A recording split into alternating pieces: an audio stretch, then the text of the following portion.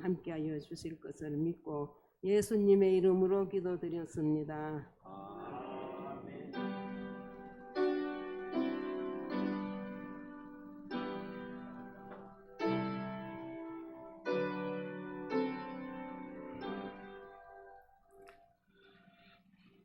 하나님 말씀 보겠습니다. 고린도전서 3장 10절에서 15절 말씀입니다. 고린도전서 3장 10절에서 15절 말씀, 신약성경 265쪽입니다.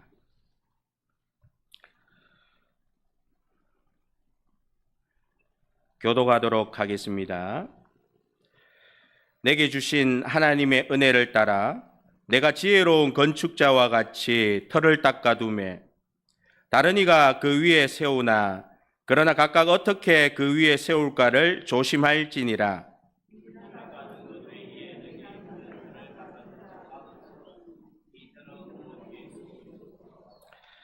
만일 누구든지 금이나 은이나 보석이나 나무나 풀이나 지프로 이 터 위에 세우면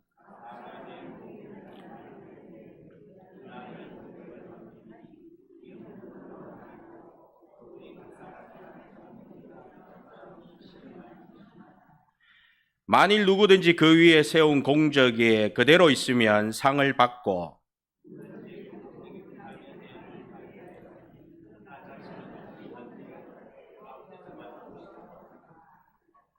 아멘. 하나님 은혜와 사랑을 참으로 감사를 드립니다. 우리 육교구 우리 교구원들에게 우리 하나님께서 크고 놀라운 은혜를 주셔서 각자가 서로 섬기려고 더욱더 힘을 다하고 또 애를 쓰는 그 아름다운 모습 우리 하나님 계속적으로 그 역사들을 이루어갈 수 있도록 하나님 함께하여 주옵소서. 우리 모든 교구 위에도 동일하게 또 섬기려고 하고 나누려고 하는 그런 마음들을 통하여서 정말 기쁘고 즐거운 그런 교구의 모습들이 더욱더 방학 이후에는 우리 교구 모두가 정말 행복한 모임들을 가질 수 있도록 은혜 베풀어 주시옵소서. 감사드리며 예수님의 이름으로 기도드립니다. 아멘. 말씀 증거하겠습니다. 오늘 말씀 주제는 단장과 단원이라는 말씀으로 은혜 받는 시간이 되었으면 좋겠습니다. 지혜로운 건축자는 건축하기 위해 먼저 터를 닦습니다. 하나님께서는 독생자 예수 그리스도를 터 삼아 하늘나라 천국을 세우셨습니다. 믿음의 성도들은 예수 그리스도를 따라 닮아가야 합니다. 예수님을 닮아가고자 하는 마음을 가진 자들의 목표는 오직 한 가지, 천국의 집을 받는 것입니다. 그래서 단원들은 매일 예수님께 초점을 맞추며 살고자 합니다. 요한복음 14장 3절 말씀에는 우리를 위해 거처를 예비하면 내가 다시 와서 너희를 내게로 영접하여 나 있는 곳에 너희도 있게 하리라고 말씀하셨습니다. 예수님께서 제자들에게 위로하시며 약속하신 말씀입니다. 제자들은 예수님의 말씀을 듣지만 거처가 예비되면 거처에 있게 하리라는 이 말씀이 후에 위로와 약속의 말씀임을 깨닫게 됩니다. 우리도 제자들이 가던 길을 따라 감으로 같은 위로와 희망을 받을 수 있음을 믿읍시다. 마지막 날 예수 그리스도께서 재림하실 때 예수 그리스도를 터 삼아 지은 반석 위에 집을 세운 자들은 구원에 이르게 될 것입니다. 성도는 이 세상에 살면서도 마치 천국 집을 짓는 집주인으로서 책임감을 가지고 설계도를 이해하고 살아야 합니다. 책임을 가지고 예수님의 이름으로 세운 터 위에 나의 신앙으로 집을 잘 세워갔는지 설계도를 매번 확인하면서 완성시켜야 그 단장님의 그 단원이 되는 것입니다. 오늘 여기까지가 오늘 본문의 주제의 내용입니다. 인생을 다른 사물에 우리가 빗대어 표현하는 것을 은유법이라고 합니다. 예컨대 인생은 책의 한 페이지와 같다라고 말합니다. 인생은 한 권의 책이고 매일 새로운 페이지를 쓰는 것임을 말합니다. 또 17세기 후반 활동한 영국의 시인 알렉산더 포프는 인간론에서 인생은 가까운 곳에서는 비극이지만 멀리서 보면 희극이다. 우주론적 사고입니다. 모든 것이 더 큰 의미 속에서 이해될 수 있다는 것을 기억하게 하는 말입니다.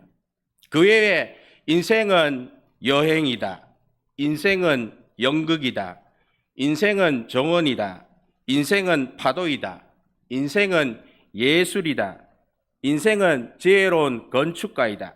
인생은 단장과 단원이다. 이처럼 다양한 은유법은 복잡한 인간에 대해 간결하게 표현해 봄으로써 우리들의 삶을 볼 수 있게 해 줍니다. 예수님께서도 자신을 은유적으로 표현하셨는데요. 예수님은 선한 목자, 길, 진리, 생명, 포도나무, 빛, 양의 문, 생명의 떡, 부활이라는 의미로 9가지의 수식어로 예수님은 자신을 은유하셨습니다. 그러면 여러분은 어떻게 자신을 은유적으로 표현하실 수 있겠습니까? 사물로서 나 자신을 과연 표현할 수 있나요? 삶에 대해, 가치관에 대해, 사명에 대한 것을 표현할 수 있는 말을 과연 가지고 있습니까? 저는 하나님으로부터 네 찬양이 제일 좋다. 그래서 찬양을 잘하는 태진이 이렇게 제 이름을 붙였을 때 찬양 이렇게 할 수 있습니다. 인생은 찬양이다. 찬양이 얼마나 좋은지 몰라요. 찬양을 통해서 힘들고 어려운 것들을 하나님 앞에 마치 기도하듯이 부르짖을 수 있는 것. 그래서 우리 각자가 무엇으로서 내가 하나님께 나아가고 있는가. 이것을 은유적으로 사물을 통해서 한번 표현해 보셨으면 좋겠습니다. 과연 표현한 이 말처럼 살아갈 수 있을까? 주님 뜻에 합당한 여러분의 인생 목적, 이것을 이루어가는 성도님 되시기를 예수님의 이름으로 축복합니다. 오늘 본문 말씀에 등장하는 사도 바울도 자신을 지혜로운 건축자로 표현합니다. 그냥 평범한 언어가 수식이 되니까 굉장히 멋진 말이 되는 거예요. 건축가 그래도 별로 좋은 얘기가 아니고 지혜롭다 이래도 그렇구나. 근데 지혜로운 건축자 이렇게 탁 들어가니까 굉장히 멋있어 보입니다. 그냥 우리가 평범한 단원이 아닌 하나님이 제일 듣고 싶어하는 찬양 단원, 하나님이 가장 사랑하는 일꾼, 이러한 수식어가 주어진 분들은 주님의 뜻에 합당한 인생 목적을 마치 바울과 같이 찾은 분들일 것입니다. 주님 뜻에 합당한 인생 목적을 이루어 가시길 원합니다. 첫 번째로 성경과 깊은 관계를 맺으면서 믿음의 기초를 다지는 성도입니다. 지혜로운 건축가는 건물의 기능성 그리고 미적 가치를 생각하며 설계합니다. 건축을 계획하기 위하여 다양한 요소들이 조화롭게 이루어져야 합니다. 여러 가지 건축을 위한 중요한 단계도 거쳐야 합니다. 사도 바울은 지혜로운 건축자로서 자기 삶의 가장 중요한 것과 우선이 되어야 하는가를 알았습니다. 오늘 본문 말씀 10절 한번 같이 읽어보도록 하겠습니다. 시작. 내게 주신 하나님의 은혜를 따라 내가 지혜로운 건축자와 같이 터를 닦아두매 다른 이가 그 위에 세우나 그러나 각각 어떻게 그 위에 세울까를 조심할지니라. 아멘. 바울은 목표, 가치관, 사명감을 명확히 이해하고 일관된 방향으로 살아갑니다. 다양한 도전과 변화에도 절대 중심을 잃지 않습니다. 지혜로운 건축자가 되어 지속적으로 성장하고 발전해 나갔습니다. 지속적인 노력과 자기 인식을 통해 바울에게 가장 의미 있는 삶은 예수 그리스도를 닮고 따라가는 삶이라는 것을 깨달았습니다. 우리들의 인생에서 가장 중요한 것은 신앙에 근거한 가치관과 원칙을 중심으로 살아야 합니다. 만약 신앙의 가치관을 소홀히 하거나 원칙 없이 산다면 우리가 예수님의 초점을 두지 않고 살게 되고 우리들이 하는 경험과 일상의 혼란은 예수님과 정반대의 삶에 깊이 빠져 인식하지 못하게 되고 결국 그 환경에 묶여 빠져나올 수 없게 됩니다. 그래서 예수님을 중심으로 사는 삶은 우리가 신앙의 가치관과 원칙으로 살면서 경험하는 모든 일상의 혼란들을 원천 봉쇄할 수 있는 유일한 방법이고 세상에 빠지는 유혹으로부터 보호해주는 중요한 장치라는 것을 기억하여야 합니다. 지금 이 순간 우리가 생각해 볼 것은 나의 행동과 결정이 영적 성장을 추구하는 것인가?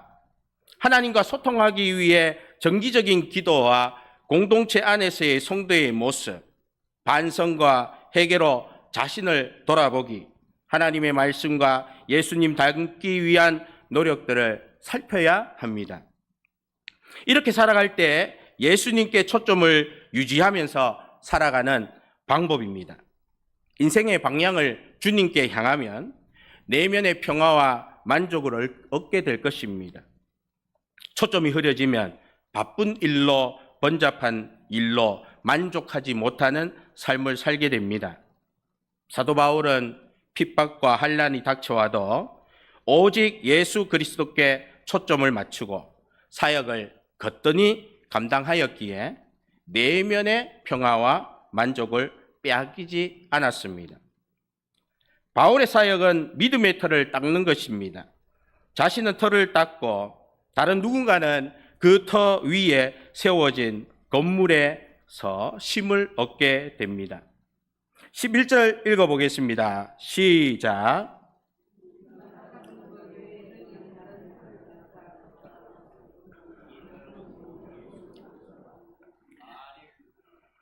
이 닦아둔 것 외에 능히 다른 터를 닦아줄 자가 없으니 이 터는 곧 예수 그리스도라. 바울의 사역은 고린도전서 1장 1절에서 2절과 고린도전서 3장 6절 그리고 사도행전 18장 1절에서 11절에서 바울은 아굴라 부부와 함께 고린도에서 전도하며 여러 사람을 그리스도께 인도했습니다. 바울은 이곳에서 1년 반을 머무르면서 교회를 세우는데 그것이 바로 고린도 교회입니다. 두 번째는 신앙의 기초 위에 교회의 터를 닦는 성도입니다.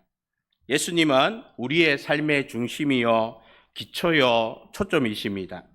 예수님은 교회의 머리시며 교회의 기초가 되십니다. 사도 바울은 자신이 터 닦은 장소가 예수 그리스도이심을 믿습니다. 1942년 로이드 더글러스의 소설 더 러브는 예수님 십자가에 못 박히시며 벗겨진 옷을 두고 그 옷을 가지고자 도박을 하면서 누가 가져갈 것인지 내기를 해서 이긴 사람이 그것을 가져가는 이야기의 내용입니다. 내기를 해서 이긴 사람이 마르쿠스 발리우스입니다. 마르쿠스는 예수님의 옷을 가지게 되었고 점점 자신에게 변화가 오는 것을 알게 되었습니다. 예수님 십자가에 죽으시는데 옷으로 내기를 하여 도박의 분위기를 조성하면서 그 옷을 가지고 왔다는 마음이 잘못된 마음이라는 것을 느끼는 순간부터입니다. 예수님의 사랑과 용서의 마음을 이해하게 되고 마르쿠스조차도 삶이 변화되기 시작합니다. 예수님이 이렇듯 그의 삶을 변화시켜 버립니다. 예수님의 사랑과 용서로 인해 그는 더 나은 삶을 살게 된다는 그런 소설의 이야기입니다. 오늘 사도 바울이 예수님을 만나기 전에는 바리새인 중에 바리새인이요, 유대주의자, 율법주의자였습니다. 그가 바라보는 것이 하나님이 아니라 자기 민족주의에 사로잡혀 있었기에 예수를 믿는 자를 적으로 간주하여 예수님의 제자들을 핍박하는 사울로 살 수밖에 없었습니다. 사울이 다마스쿠스로 가는 길에 부활하신 예수님을 만나게 되고 예수님 한 분만을 위해 사는 바울이 됩니다. 바울은 개인적인 개종과 사명을 통해 기독교가 더욱 확산되는 큰 역할을 했습니다. 그 이유는 복음이 예수 그리스도가 되었기 때문입니다. 그가 가르치는 내용도 예수님, 선교의 일도 예수님을 위해, 교회를 세우는 것도 예수님, 예수님께서 좋아하시는 일만 했기에 모든 이들에게 유익이 되고 욕을 먹어도 핍박을 받아도 이겨낼 수 있게 됩니다. 예수님 터 위에 세워진 바울이 되어서입니다. 예수님 터 위에 세워지는 저와 여러분 되시길 예수님의 이름으로 축복합니다.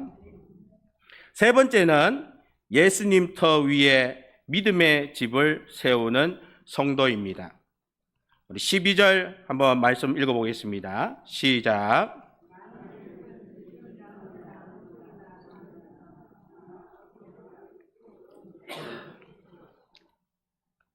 건축자가 터를 닦았다면 그 터 위에 기초를 잘 세우고 그 다음 건물을 올리면 됩니다.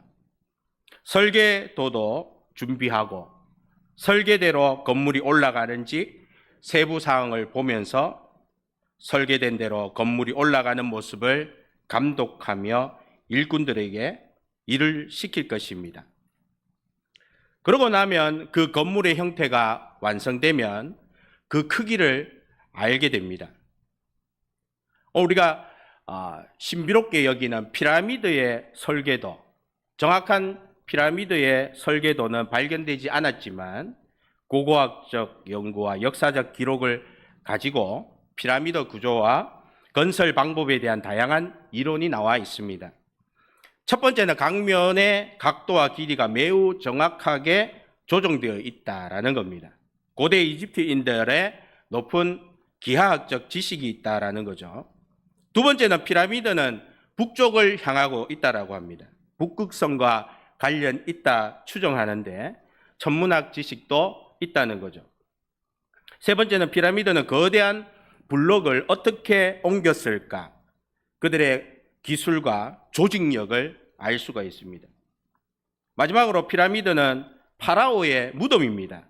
그들은 영생을 보장받는 곳으로 피라미드를 세웠다라는 것입니다. 피라미드는 고대 이집트인들이 엄청난 자원과 노력을 투자해서 건설한 건축물로 인간의 창조력과 결단력을 보여줍니다. 그들이 목표를 설정하고 그것을 이루기 위해 끊임없이 노력했다는 것이 오늘 피라미드 설계도의 교훈입니다. 하물며 예수님 터 위에 지어진 집은 피라미드와는 비교가 안 될 것입니다. 엄청난 신앙의 조화가 없이는 지을 수 없는 설계도로 구성되어 있기 때문에 그렇습니다. 예수님은 말씀으로 짓는 내 집의 설계도입니다. 내가 짓는 집의 설계도가 완성될 땐 예수님이 기뻐하시는, 예수님께서 잘 지었다 칭찬하시는 형상이 나와야 할 것입니다. 누가 봐도 저 집은 예수님이야 감탄이 나와야 합니다. 지혜로운 건축자는 예수님에 대해 더 많이 알고 학습하고 다양한 방법으로 경험해야 합니다. 우리가 예수님을 닮아 구원을 받고 구원받은 이들이 많은 일꾼들을 훈련시켜서 예수님 닮게 하고 또 그들이 훈련시켜 책임감 있는 직분을 감당하게 함으로 하나님께 영광 돌리는 교회를 세우도록 해야 합니다. 13절입니다. 한번 읽어보겠습니다. 각 사람의 공적이 나타날 터인데 그날이 공적을 밝히리니 이는 불로 나타내고 그 불이 각 사람의 공적이 어떠한 것을 시험할 것임이라. 아멘. 만약 우리의 신앙의 건물을 짓는데 예수님이 아닌 다른 것이 재료가 되어 잘못된 자재를 사용한다면 어떻게 될까요? 그 건물이 내 건물이라고 한다면 절대로 하나님은 잘 지은 집이라고 허락해 주시지 않을 것입니다. 예수님으로부터 시작해서 집을 지었지만 예수님이 아닌 다른 것이 들어가 중심이 바뀌고 결국 초점도 바뀌어 상태가 좋지 않게 된 것입니다. 요한계시록에는 7교회에서 교회를 건축하고 세우면서 처음에 그 상태가 아닌 다른 것들이 들어가서 완전히 바뀌어버리는 것을 볼 수 있습니다. 이를 두고 예수님이 편지를 써서 그것을 잘못된 것을 일일이 지적하고 개선할 점까지도 알려주시는 내용이 나와 있습니다. 첫 번째는 에베소 교회입니다. 에베소 교회는 열심에도 불구하고 처음 사랑을 잃었습니다. 처음 사랑을 회복해라. 진리를 따르며 행동하라. 이렇게 예수님이 그 개선점을 알려주셨습니다. 두 번째 서바나 교회입니다. 어려움과 박해 속에도 믿음을 지키지 못했다. 어려움을 견디며 믿음을 지키고 인내하며 끝까지 충성하라. 그렇게 말씀합니다. 세 번째 버가모 교회입니다. 거짓 교리를 허용하고 세상 유혹에 빠졌다는 점을 지적받습니다. 진리를 지키고 세상 유혹에 빠지지 말라고 하셨습니다. 네 번째 두아디라 교회입니다. 거짓 선지자를 용납하고 음행과 우상 숭배를 허용했다는 점을 지적받습니다. 진리를 지키고 거짓을 배척하고 순교를 유지하라고 개선점을 알려주십니다. 다섯 번째 사대교회입니다. 신앙의 외형적 모습만 있고 실질적인 행동의 부족을 지적해 주십니다. 그러면서 신앙 외형뿐만 아니라 행동과 삶을 통해 신앙을 증명하라. 그렇게 개선하라고 명령합니다. 여섯 번째 필라델피아 교회입니다. 칭찬과 격려를 받습니다. 다른 불순물이 들어가 있지 않습니다. 작은 일에 작은 믿음과 행동으로 충성하고 끝까지 믿음을 지켰습니다. 그래서 하나님으로부터 예수님으로부터 칭찬과 격려만 받습니다. 일곱 번째 라오디게아 교회는 미지근한 신앙과 세상 유혹에 빠짐을 지적받았습니다. 개선점은 뜨거운 신앙을 갖고 세상 유혹에 빠지지 말라입니다. 7개 교회 중에 6개 교회는 모두 하나님으로부터 지적을 받습니다. 그러나 오직 한 교회만이 작은 것에 충성하고 작은 일에 최선을 다하고 믿음을 잃지 않고 꾸준히 예수님을 바라보니 칭찬과 격려밖에 없다라는 것입니다. 7교회를 통해 우리 각자의 상태를 점검할 수 있기를 바랍니다. 주님 앞에 서면 주님 뭐라 지적하시고 개선하라 하실까? 이것도 우리 한번 고민해 봐야 할 것 같습니다. 네 번째는 하나님 말씀을 따르며 집을 세우는 성도입니다. 내가 지은 신앙의 집이 잘 지어져 있는지 평소에는 알 수 없습니다. 어려움과 환난이 올 때 태풍이 와서 집을 흔들어 보면 결과가 나옵니다. 13절 말씀 우리 다시 한번 읽어보도록 하겠습니다. 시작. 각 사람의 공적이 나타날 터인데 그날이 공적이 밝히리니 이는 불로 나타내고 그 불이 각 사람의 공적이 어떠한 것을 시험할 것입니다. 14절 한번 더 읽어봅시다. 시작. 만일 누구든지 그 위에 세운 공적이 그대로 있으면 상을 받고 15절입니다. 누구든지 그 공적이 불타면 해를 받으리니 그러나 자신은 구원을 받되 불 가운데서 받은 것 같으리라. 아멘.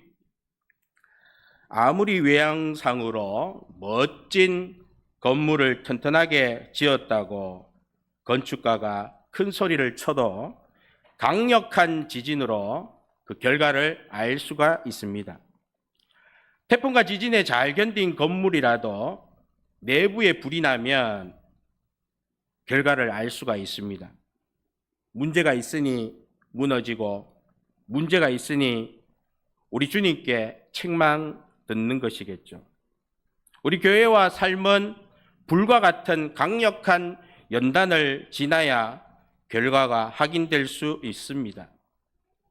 하나님은 우리들이 지은 신앙의 건물을 보시고 무엇을 확인하려 할까요? 나와 우리가 예수님 중심으로 사느냐, 그렇지 않느냐일 것입니다. 사탄 마귀가 강한 권세로 다가온다고 할지라도 예수님의 권세 앞에서는 아무것도 아닙니다. 예수님 중심의 믿음은 결코 사라지거나 빼앗을 수 없는 강력한 권세로 지어진 집이기 때문입니다. 오직 예수님만이 구원을 얻는다는 믿음이 약해지면 강력한 권세도 지원받지 못합니다. 예수님만이 구원이라는 사실을 의심하면 다신론이 우리를 지배합니다. 자력 구원이 우리를 지배합니다. 신비주의가, 상대주의가, 인본주의가, 영지주의가, 율법주의가, 공로주의가 우리의 생각을 지배합니다. 이러한 생각들은 사단을 이길 수가 없습니다. 예수님의 이름으로 구원받았다고 할 때 성도들이 생각하기에 이걸로 겨우 불에 빠져 탈 뻔한 거 구덩이에서 건짐받은 정도로 생각하고 있습니다. 이왕이면 예수님 믿다가 구원받은 초라한 구원보다는 뭔가를 해가지고 하나님 앞에 멋진 구원 받고 싶다 이런 생각을 하는 거, 이것도 굉장히 큰 문제가 되는 거예요. 넉넉하고 풍성한 구원을 여러분 원하십니까? 이왕이면 나의 공로가 좀 인정되는 구원을 바라십니까? 예수님을 믿어서 받은 구원은 넉넉하고 풍성함보다 더 대단한 것입니다. 이걸 믿으시기 바랍니다. 예수 그리스도는 우리의 단장님이 되십니다. 좋은 단어들은요, 다 이단들이, 사이비들이 다 가져갔어요. 단장과 단원. 이게 참 좋은 의미인데, 이런 단어들을 다른 이라크나 이런 데서는 두 형제 단어, 무슨 단어, 뭐 이러면서 단자를 붙입니다. 오늘 이것을 우리가, 그죠? 단장이신 예수님, 우린 또 단원인 성도, 이렇게 표현하는 것이 얼마나 좋은지 모릅니다. 우리는 그분의 단원으로 죄와 부패를 치유받고 정화되어야 합니다. 예수님의 구원 사역이 우리에게는 변화를 받을 수 있는 유일한 소망입니다. 우리들의 단장 되시는 예수님은 인생들의 결함과 부패를 바로 잡아주실 수 있는 분이십니다. 그분의 단원인 우리는 태어날 때부터 죄와 부패함의 상징으로 결함이 있는 존재라는 것입니다. 태어날 때부터 결함이 있는 인생은 예수 그리스도의 구원이 필요합니다. 우리는 예수님으로만 변화를 경험해야 합니다. 예수님 한 분의 사랑으로 새로운 삶을 살아야 합니다. 사도 바울이 예수님 만나 그의 터 위에 집을 지으며 산 것 같이 예수님의 제자들이 거처를 바라고 예수님의 터 위에 자신들에게 예비된 거처를 받고자 산 것 같이 저와 여러분도 예수님의 터 위에서 예수님 한 분만을 바라보고 신앙을 위한 설계도를 가지고 피라미드와는 비교할 수 없는 집을 지어가고 계시는 그 예수님을 바라보면서 나의 집의 설계도를 우리 주님이 나에게 보여주실 때에 우리 깜짝 놀라지 않겠습니까? 그것을 바라고 기대하면서 우리가 예수님 바라보고 나아가는 우리 모든 성도님들이 다 되시기를 예수님의 이름으로 축복합니다. 기도하겠습니다. 참 좋으신 하나님, 은혜와 사랑을 감사를 드립니다. 아무리 강조해도 우리가 지나치지 않은 예수님, 오직 예수님 한 분만으로 구원받는 것이 그 어떠한 것과 비교할 수 없을 만큼 풍성하고 넉넉한 구원임을 믿게 하여 주옵소서. 그러하기 때문에 우리는 예수님의 터 위에서 우리가 신앙을 책임지고 또 그 신앙을 만들어가는 일에 우리가 함께 협력하고 정말 힘을 다하는 그런 우리의 모습들이 되게 하여 주시옵소서. 예수님 중심으로 오직 주님만이 우리의 구원임을 믿고 나아가는 우리 모든 성도들이 되어서 기쁨으로 모든 일들을 감당하는 우리 모든 조직들이 되어질 수 있도록 하나님 축복하여 주시옵소서. 감사드리며 예수님의 이름으로 기도드립니다. 아멘. 찬송가 204장입니다.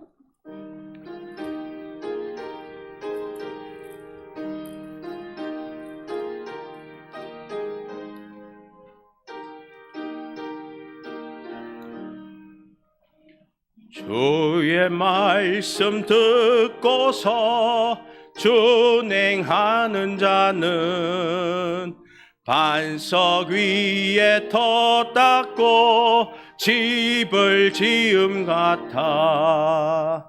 비가 오고 물 나며 바람 부딪혀도 반석 위에 세운 집 무너지지 않네. 잘 짓고 잘 지세, 우리 집 잘 지세. 만세 반석 위에 나 우리 집 잘 지세.